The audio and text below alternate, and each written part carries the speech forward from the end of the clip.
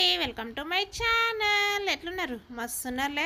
ఈరోజు వచ్చేసి అయితే పిల్లలకు ఏది చేయాలా అని ఆలోచిస్తే మాత్రము పిల్లలైతే సమోసా చేయండి మమ్మీ అని అన్నారు. అట్లా అని సమోసా అయితే చేయడం స్టార్ట్ చేశాను. అలాగే మీకు కూడా కొంచెం షేర్ చేద్దామని వీడియో అయితే తీసానండి. ఫస్ట్ అయితే పూరి పిండిలాగా పూరి పిండి అయినా చపాతి పిండి అయినా మెత్తగా తడుపుకొని మాత్రము పక్కన పెట్టేసుకొని 5 మినిట్స్ తర్వాత పూరిలాగా చేసుకొని మిడిల్ అని అయితే కట్ చేసుకోవాలండి. పేస్ట్ చేస్తున్నాను కదా, అదైతే గమ్ అనుకునేరు. గమ్ అయితే అస్సలు కాదండి, పిండియే. అది తిక్కుగా కలుపుకున్నానండి పేస్ట్ చేసానికి. కర్రీ కనిపిస్తుంది కదా, ఆ కర్రీ అయితే ఆనియను, మళ్ళీ క్యారెట్, పచ్చిమిర్చి అయితే కర్రీ అవన్నీ కట్ చేసుకొని కర్రీ టైప్ అయితే నేను కర్రీ చేశానండి. ఎందుకంటే చాలామంది అలాగే కట్ చేసుకొని డైరెక్ట్ చపాతీలో ట్రయాంగిల్లో పెట్టేస్తారు. అలా అయితే పచ్చి పచ్చిగా అనిపిస్తుందండి కర్రీ అయితే.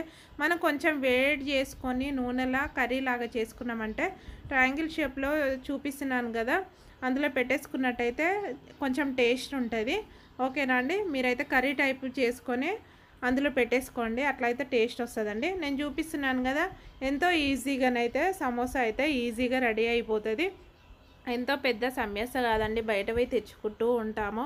అలా కాకుండా మన చేతితోటే మన పిల్లలకు పెట్టుకున్నట్టయితే చాలా టేస్టీగా ఉంటుంది. రాకున్నా కానీ కొద్దిగానైతే ట్రై చేయండి.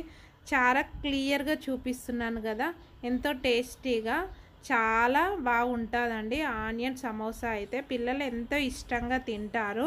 ఆనియన్ సమోసా అయితే ఈ రోజుకైతే నా స్నాక్స్ వచ్చేసి అయితే సమోసా రెడీ చేశానండి. ఓకేనండి, బాయ్ అండి.